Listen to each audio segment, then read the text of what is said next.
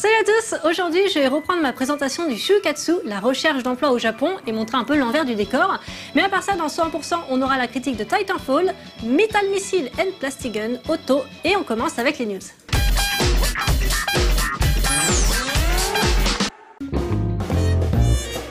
Million Onion Hotel est un jeu étrange développé par Kimura Yoshiro, présenté récemment durant le Beat Summit de Kyoto début mars.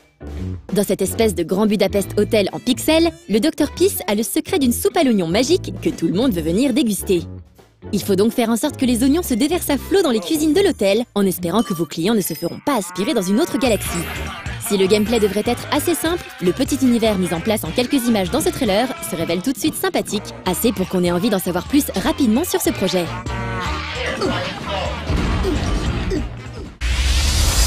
Mickey says he'll kill me if he doesn't get the loot. I hit it. Co-développé par le jeune studio Irresponsible Games, situé à San Francisco, et le géant allemand du point-and-click Daedalic Entertainment, 1954 Alcatraz est un jeu d'aventure à la structure ouverte et aux fins multiples. Il met en scène deux personnages entre lesquels le joueur pourra switcher quand il le souhaite. Joe, qui purge une peine de 40 ans à la prison d'Alcatraz pour avoir braqué un camion blindé, et sa femme Christine, qui tente d'organiser son évasion tout en évoluant dans les bas-fonds de Frisco pour mettre la main sur le magot planqué. Ce qui l'amènera à découvrir la double vie de son mari. Au joueur de décider si Christine trahira Joe, si elle partira avec l'un de ses anciens complices, ou si Joe parviendra à survivre en prison en ayant recours à la violence ou à la tchatch.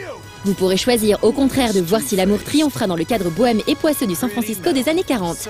Un thriller donc très inspiré du film noir et localisé en français, téléchargeable sur Windows via Steam, ainsi que sur Windows et Mac via GOG.com.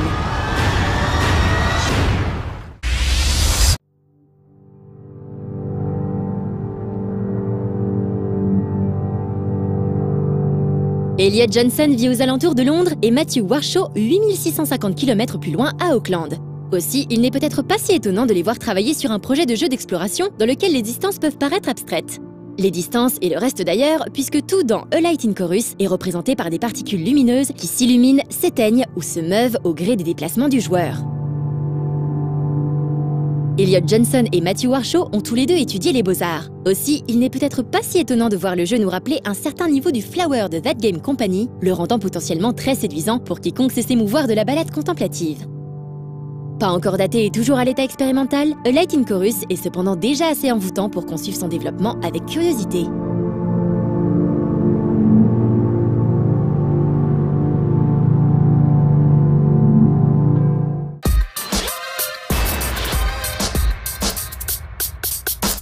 Un des principaux trucs qui m'a marqué en parlant avec mes amis de fac au Japon, en majorité des étudiants en français, c'est que les entreprises pour lesquelles ils postulent n'ont aucun rapport avec leurs études. Par exemple, j'ai une amie qui a été embauchée chez Fuji Telebi, une autre chez un opérateur téléphonique, une autre pour un groupe pharmaceutique et pour des postes qui ne nécessitent aucune compétence en français. Donc ça, c'est un point assez intéressant, je trouve. L'important, c'est d'avoir un diplôme, lequel, par contre, on s'en fiche un peu. Par contre, au moment des entretiens individuels, les recruteurs demandent pourquoi les étudiants ont fait ces études et c'est là qu'il faut bien répondre et démontrer les qualités que ces études ont apportées. Et quand je demande à mes amis quel genre de poste ils vont occuper, ils savent pas trop eux-mêmes. Ce que j'ai compris, c'est qu'ils allaient être employés de bureau. En fait, ils le découvriront le jour de leur entrée dans l'entreprise sur quelles tâches ils seront affectés. Et je trouve que c'est plutôt stressant. Je sais pas ce que vous en pensez. Il n'y a pas que ça comme inconvénient, mais d'abord on va regarder la critique de Titanfall.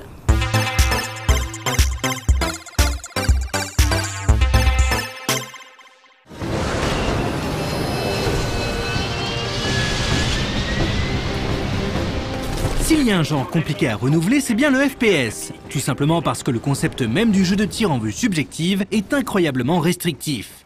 À partir du moment où l'on a introduit la vue à la première personne, les déplacements dans plusieurs directions et la nécessité de viser au bon endroit pour éliminer un ennemi, tout était dit. Le genre a-t-il vraiment évolué depuis Wolfenstein 3D?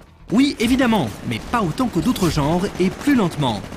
Les jeux réellement innovants comme Doom ou Half-Life sont très rares et immédiatement copiés pendant des années dans l'attente d'un nouveau maître étalon. Et les FPS multijoueurs faisant évoluer le genre sont encore plus rares.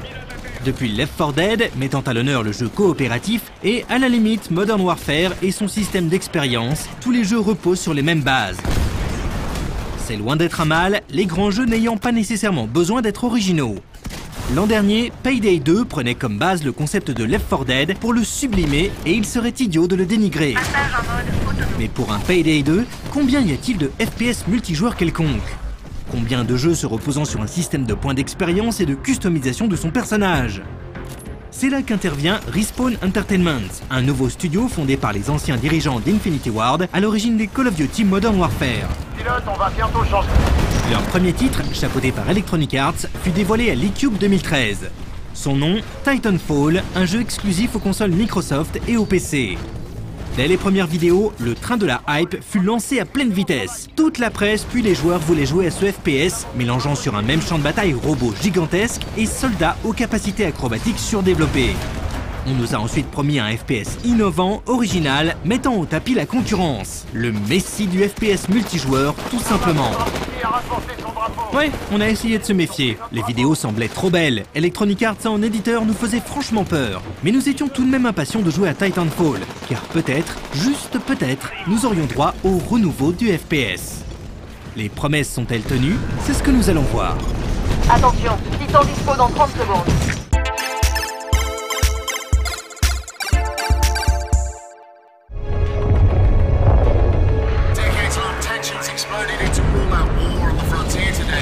Bon alors, le scénario de Titanfall, eh bien, ouais, il y en a un. Et pour être honnête, on s'en fiche royalement. Les deux campagnes multijoueurs, plaçant le joueur respectivement dans le camp de l'IMC et de la milice, sont parfois interrompues par des cinématiques et des dialogues entre les PNJ ponctuent les affrontements. Pas de panique, il reste du temps pour les faire plier.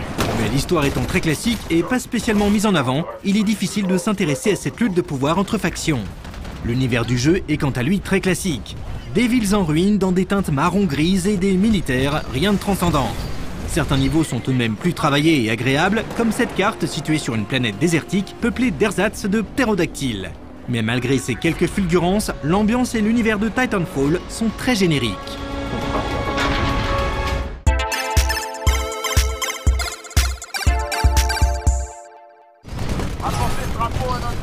Titanfall est un FPS uniquement multijoueur. Il n'y a pas de campagne solo et les seules campagnes disponibles ne sont rien d'autre que des matchs classiques mis bout à bout afin d'offrir aux nouveaux venus un panorama du titre.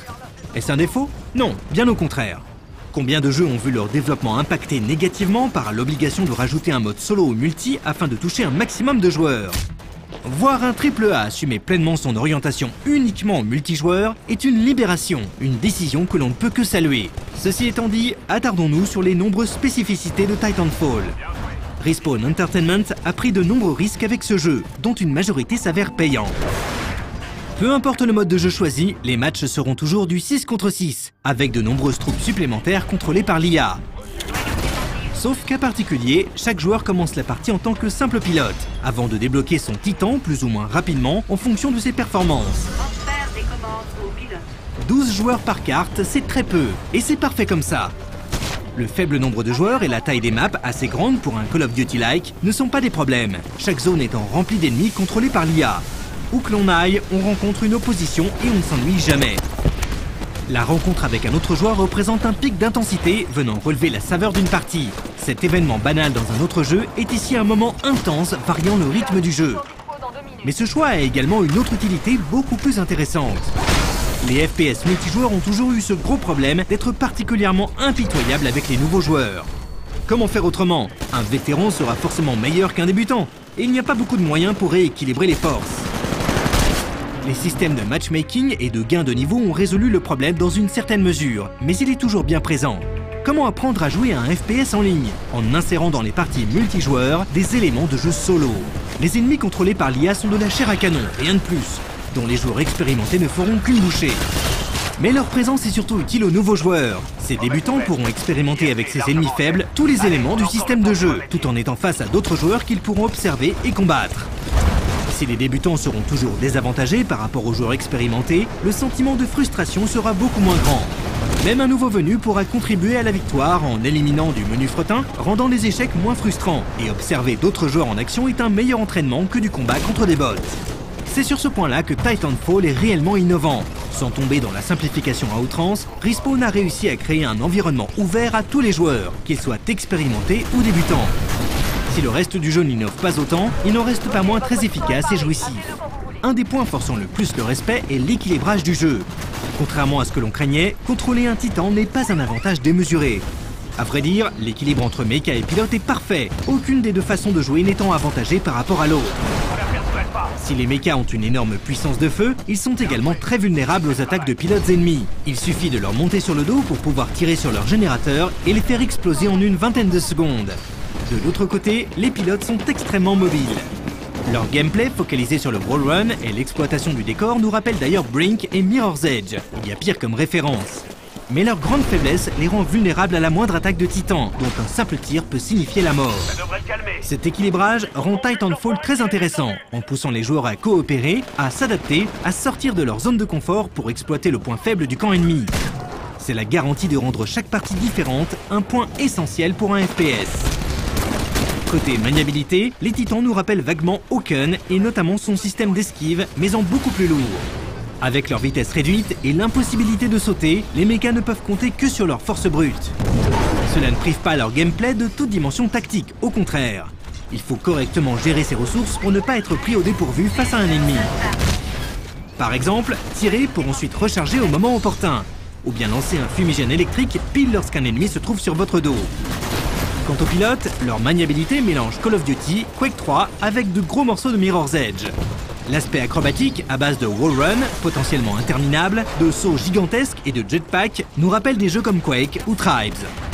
Le côté Call of Duty se ressent plus dans les sensations procurées par les armes, avec quelque chose de très nerveux et immédiat. Si l'arsenal est assez classique, à base de mitraillettes, fusils à pompe et sniper, il faut tout de même souligner la présence d'une arme originale procurant d'excellentes sensations, le Smart Gun, un pistolet à visée automatique. Il suffit d'aligner une cible dans la zone de visée du Smart Gun pour la verrouiller. Une balle suffit pour éliminer un soldat contrôlé par l'IA, 3 seront nécessaires pour les pilotes. Si cette arme peut paraître affreusement puissante dit comme ça, il n'en est rien. La visée est très lente, permettant à votre opposant de riposter s'il est suffisamment rapide. La présence de cette arme est également un excellent point pour le rythme des combats. En permettant aux joueurs de mettre de côté la visée, les développeurs les incitent à se focaliser sur les déplacements. En faisant cela, tous les joueurs sont impactés par ce besoin d'être mobiles, rendant les joutes incroyablement tendues et amusantes à jouer. Tout cela ne serait rien sans des cartes intelligemment construites. Et elles le sont. Si chaque niveau possède ses propres spécificités, comme des couloirs étroits ou un focus sur les constructions verticales, on peut constamment déceler un vrai souci du détail.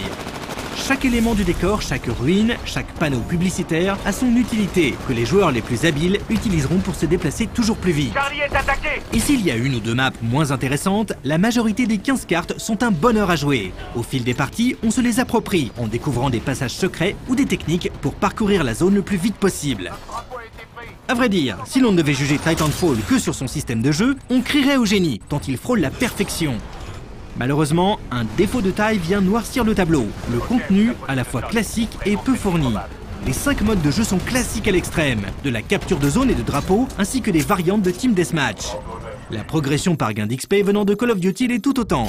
À ce propos, atteindre le niveau maximal prendra assez peu de temps par rapport à d'autres titres. Comptez plus ou moins 25 heures en fonction de votre manière de jouer. On aurait également aimé plus d'armes et d'équipements car en l'état, il n'y a que le strict minimum. C'est dommage, car avec un poil plus de contenu et des modes plus nombreux et originaux, Titanfall aurait fait un sans faute.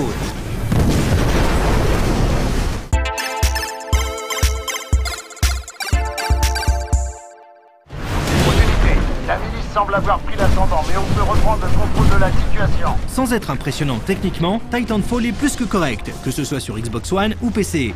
Malheureusement, la direction artistique assez générique ne met guère en valeur le moteur graphique. Dommage. Concernant la version PC, une machine modeste datant de l'an dernier fera tourner le jeu sans problème avec les paramètres en médium, pour un résultat plus que satisfaisant. Si nous vous conseillons la version PC, en raison du gameplay plus rapide, adapté au combo clavier-souris qu'à la manette, soyez prévenus. Vous allez devoir faire de la place sur votre disque dur, Titanfall nécessitant pas moins de 50 Go lors de l'installation. Electronic Arts a eu la brillante idée d'inclure toutes les voix, tous les doublages, même les coréens, dans toutes les versions du jeu, le tout décompressé. Résultat, 35 Go de fichiers audio, dont une bonne partie inutile. On a perdu Bravo! Titanfall révolutionne-t-il le FPS multijoueur? Oui, sur certains aspects. Mélanger soldats contrôlés par l'IA et vrais joueurs pour permettre aux débutants et vétérans de jouer ensemble est une idée brillante, tout comme son exécution. Mais si on prend Titanfall dans son ensemble, non, ce n'est pas le messie attendu. C'est un excellent jeu de tir, bourré d'idées, au level design d'orfèvre, aux parties constamment renouvelées, mais ce n'est pas une révolution. C'est un jeu classique dont le contenu est trop faible et traditionnel pour un jeu de cette envergure. Signalons également plusieurs défauts agaçants, comme le matchmaking de très faible qualité.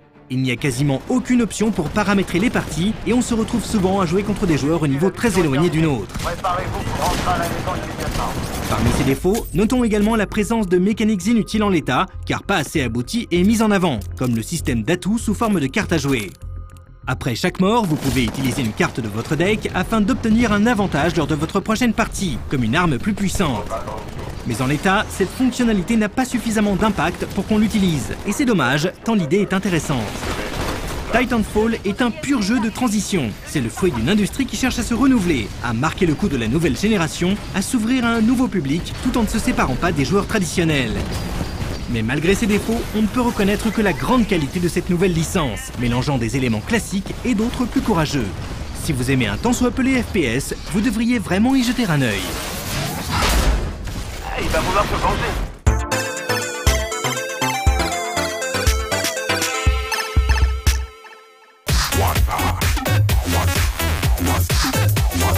Un des gros inconvénients du shukatsu, et qui fait pas mal polémique au Japon, c'est que c'est ultra chronophage, ça détourne les étudiants de leurs études. Pour rappel, le shukatsu se fait sur une période de presque 1 an, pendant laquelle les étudiants se renseignent d'abord sur les entreprises, ensuite ils doivent suivre des séminaires de présentation, un par entreprise choisie, et ça dure plusieurs heures, puis ils doivent remplir des entry sheets, une par entreprise, ensuite ils passent les entretiens, de 5 à 8 par entreprise, donc si un étudiant a postulé à 5 entreprises, ça fait 15 à 40 entretiens dans l'absolu, et les universités ça les saoule pas mal ça, parce que les étudiants n'ont plus le temps de se concentrer sur les cours.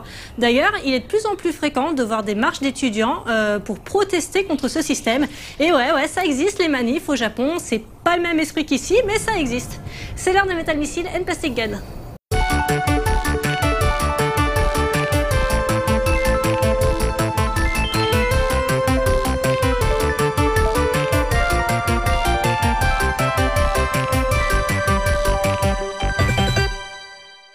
Bonjour à toutes et à tous et bienvenue pour un nouveau numéro de Metal Missile and Plastic Gun.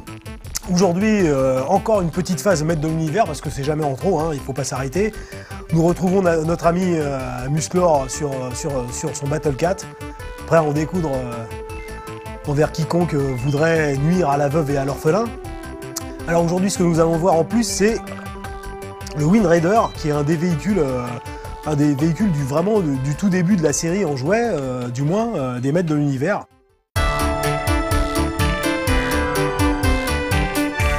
Donc voici l'objet. Les autocollants sont d'époque, on sent bien qu'ils ont un petit peu subi, mais là aussi tout ça se tient plutôt bien. Donc voilà l'objet. C'est vrai qu'il a un côté un peu un air de bateau. Donc on a une idée de bateau dans le ciel un petit peu, c'est très intéressant et c'est d'autant plus corroboré par la présence de cette encre qu'on voit sur le nez de l'appareil. Les ailes peuvent être bougées pour simuler le vol, on a ici la dérive, voilà. Nous allons prendre notre ami le maître d'armes qui va se mettre aux commandes de ce formidable engin, qui est assorti à son armure d'ailleurs, et d'ailleurs à l'ensemble de son costume. Voilà, c'est très très beau parce qu'il y a une cohérence des couleurs, c'est vraiment superbe. Donc voilà le Wind Raider dans toute sa magnificence, il est superbe. Et puis on a la petite partie interactive, c'est que l'encre en question, vous la décrochez, vous tirez, et vous voici en possession d'un grappin pour éventuellement sauver un de vos alliés qui est en difficulté ou au contraire assommer un ennemi au passage.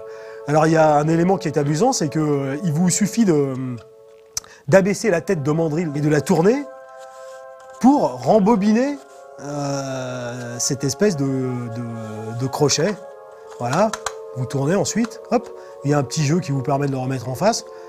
Si vous voulez, vous tirez un peu de corde pour le remettre à sa place. Et voilà, donc plein de possibilités ludiques. Il peut rouler, il peut voler, il peut pourquoi pas aller sur l'eau. C'est à vous de décider, tout dépend de votre imagination. Donc voilà pour le Wind Raider. Et maintenant, nous allons voir un véhicule que j'apprécie au plus haut point. Et ce véhicule, c'est le Battle Ram. Donc, j'ouvre la boîte et je vous montre la bête. Que voici. Hop, une deuxième protection. Parce qu'on n'a jamais assez de protection pour protéger ses jouets. Je la pose là. Et je le sors devant vos yeux ébahis. Le Battle Ram. Là aussi, des autocollants vintage. Avec des illustrations à la fois barbares et aussi un petit peu de machinerie pour indiquer tout de même qu'on est en présence de véhicules avancés, d'une technologie, qui est hors de ce monde. Donc comme vous pouvez le constater, roue libre, vous pouvez vraiment le pousser, le faire tourner de tous les côtés, et ça, à jouer, c'est vraiment super génial. Donc vous pouvez prendre notre ami le maître d'armes, lui enlever sa masse, pour qu'il ait les mains libres, c'est normal, de manière à piloter le Battle Ram. Ensuite, 2 jouets en un, et oui, car si vous tirez sur le scooter avant, il devient un scooter volant pour notre ami le maître d'armes, ce qui lui permet de faire des reconnaissances sur le champ de bataille, ou carrément, avec le canon que nous voyons ici, d'engager l'adversaire et de lui faire comprendre que la voie des airs est dangereuse pour lui. Donc voilà, ça c'est superbe. Et puis vous pouvez aussi mettre un personnage aux commandes de la partie la plus fabuleuse du Battle Ram, qui fait que c'est un de mes jouets préférés dans la ligne des maîtres de l'univers, c'est le lancement de missiles. Eh bien oui, 3 missiles qui comportent la tête d'un démon en fait. Donc là aussi, c'est quand même assez parlant sur la suite des opérations. Donc voici les missiles que vous mettez. Et avec le bruit béni du lock and load, c'est-à-dire que vous rentrez le missile et vous sentez bien qu'il est prisonnier, que le ressort est appuyé et que quand vous allez appuyer sur la queue de détente, eh ben, ça va partir. Donc voilà, je vais le faire, on résiste pas à ce plaisir. Ça, c'est du missile. Je le refais encore un coup parce que c'est trop bon. Superbe, c'est magnifique. Alors j'en profiterai pour ajouter une petite anecdote personnelle, c'est que à l'époque, possédant ce fantastique jouet et le Château des Ombres, je m'amusais pendant des heures à faire ce qui va suivre, c'est-à-dire à poster des personnages sur les tours du Château des Ombres, à prendre de la distance, puisque, comme vous pouvez le constater, le Battle Ram tire quand même avec une certaine hausse.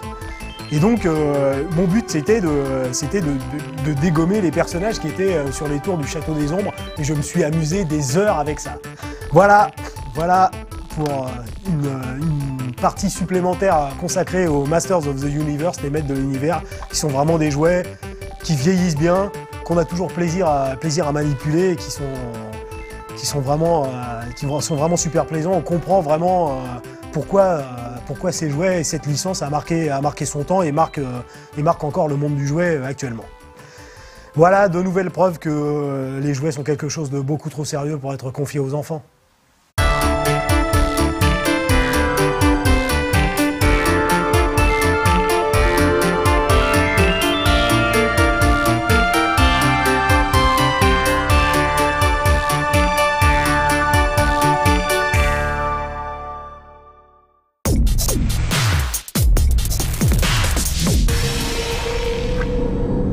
On a vu l'aspect chronophage du Shokatsu, mais il y a aussi le côté financier. Pour se préparer à la recherche d'emploi, les étudiants achètent des livres spéciaux Shokatsu dans lesquels on peut trouver des statistiques sur les entreprises. C'est un outil indispensable pour les comparer et faire son choix. Il faut aussi s'acheter une tenue de Shokatsu, une tenue caractéristique d'ailleurs, costume noir et chemise blanche, en plusieurs exemplaires pour pouvoir enchaîner les séminaires. Et d'ailleurs, en rapport avec la tenue, il y a un phénomène qu'on peut observer à l'approche du Shokatsu, c'est que les étudiants qui avaient les cheveux teints se les reteignent en noir, parce que ça fait mauvais effet de se présenter les cheveux teints. Et après ça, il faut aussi compter le prix des photos d'identité, des timbres, des transports pour se rendre au séminaire, etc. Et il n'est pas rare que la note finale dépasse les 100 000 yens, soit 700 €. Donc bah voilà, sur ce que je pouvais dire du Shokatsu, on va terminer avec Otto.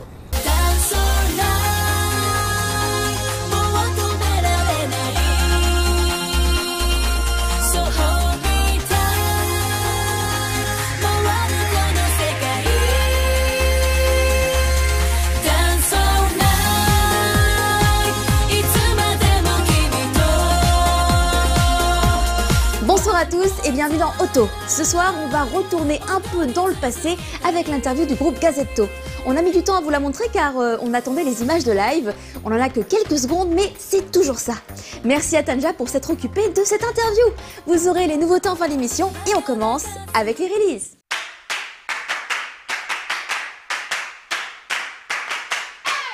Il était en concert à Paris il y a quelques jours, c'est Miyavi et son album du même nom qui est toujours dispo si vous voulez réécouter quelques-uns de ses titres en version studio. L'album d'Adams aussi vous attend, d'autant plus qu'ils sont en plein milieu de leur tournée et que le 23, ils seront à Paris à la Java. Le premier single européen du groupe Sekai no Owari vient de sortir. C'était le 17 mars et vous pouvez donc le trouver sur toutes les plateformes de téléchargement légal. En avril, vous aurez le nouvel album des Shonen Knife. Il s'agit d'Overdrive que vous devriez facilement trouver sur des boutiques en ligne. Et enfin, pour tous les fans qui étaient au concert de Paris, de quoi vous replonger dans la tournée de Gazetto, le DVD documentaire de leur concert dans le monde. Quoi de mieux que d'enchaîner avec leur interview.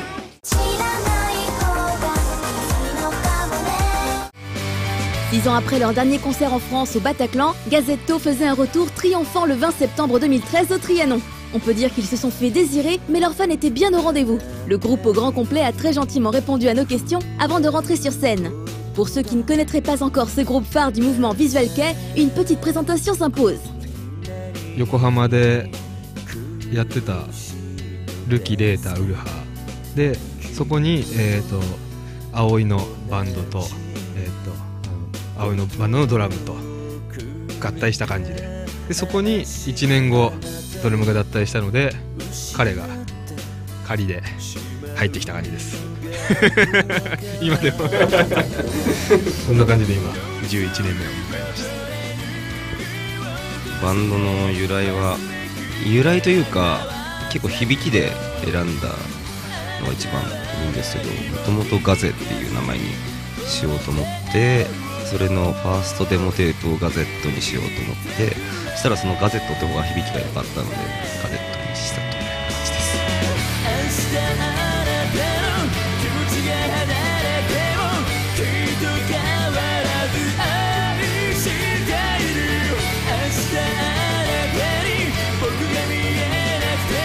Le Visual Kei est un style qui a connu son âge d'or dans les années 90. Si cette mouvance n'est aujourd'hui plus à la mode, de nombreux groupes continuent leur carrière dans cette voie. Gazetto ne renie pas son appartenance au Visual Kei et nous en parle. ジャンル分けというか、そういう風に分けるんであれば、結構幅広くやれてるジャンルだと思うんですよ。曲調とかも含めて。なので、まだまだこれからもっともっといろんなバンドが上がってきたりとかするんじゃないかなとは思います。でも嬉しいことなんですけども、僕らが知ってるビジュアル系のバンドとか先輩方でも結構すごくスピリッツを持ってる人たちはいっぱいいると思うんですけども、でも自分たちもそれなりに自信を持って音楽やっているので、そういう評価はありがたいし嬉しいと思います。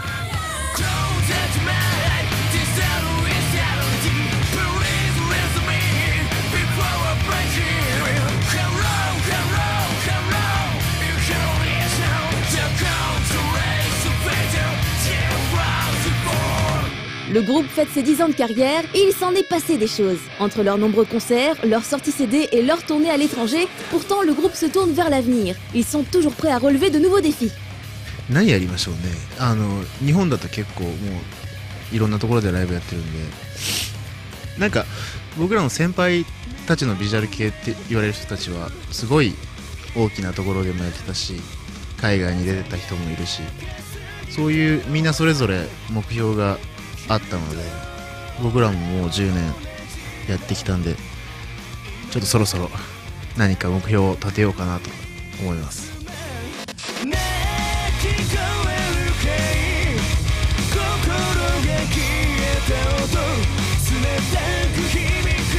Gazetto a offert à son public français un concert à la mécanique bien huilée, ne laissant que peu de place en improvisation. Le public était quant à lui chaud bouillant, impatient de revoir le groupe après quelques années d'absence. Une prestation complètement dingue qui a enflammé le Trianon.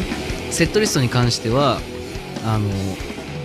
6年間結構間が空いてたので、今のそのガゼットっていうものを、見せられるセットリストを組んでいて、やっぱりガゼットといえばその中ではやっぱり曲というか激しい曲が結構やっぱ見どころだと思うので、みんなも一緒に盛り上がっていい思い出になればなと思います。このツアー始まって南米は回ってきて、で割とこうライブの感覚も取り戻してきているので、本当にヨーロッパ1本目なんですけども、もう準備ができているというか、かなりいい状態でここに来れたんで、きっと楽しいライブになると思います。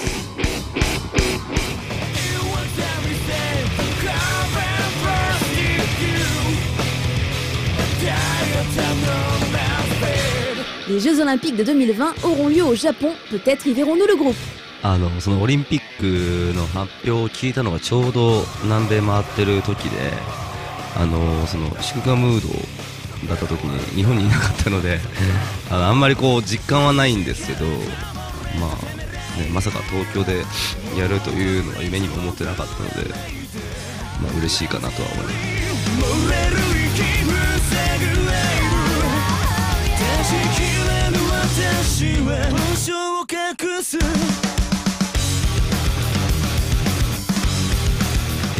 また今回パリやるんですけど、また来年再来年、また必ず戻ってきますので、それまで応援よろしくお願いします。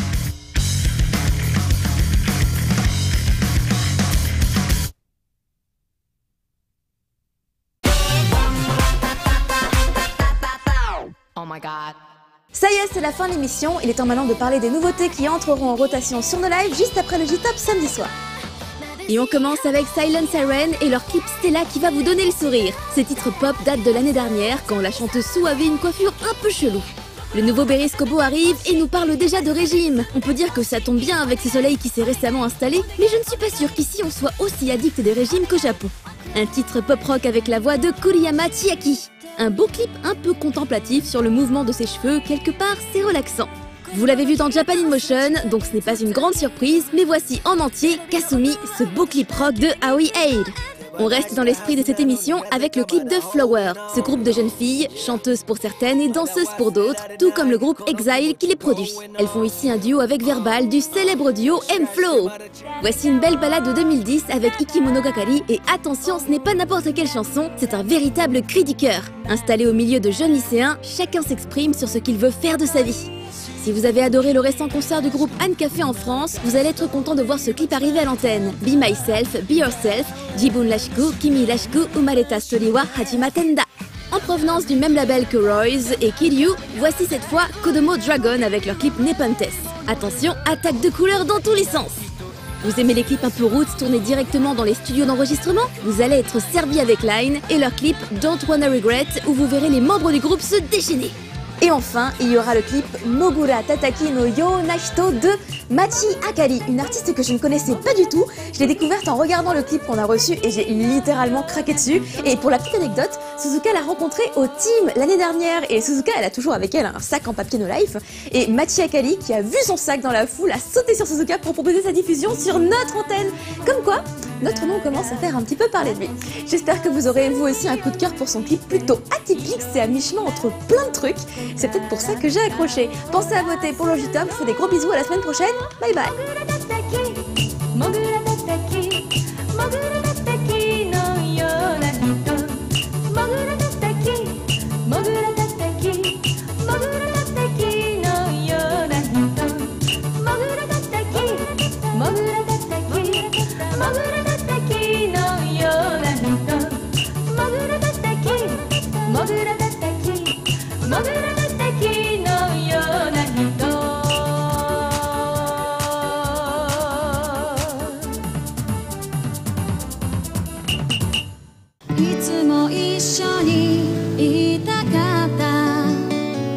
Et voilà pour cette présentation du Shokatsu. Alors personnellement déjà que travailler dans une entreprise japonaise ça me donnait pas très envie.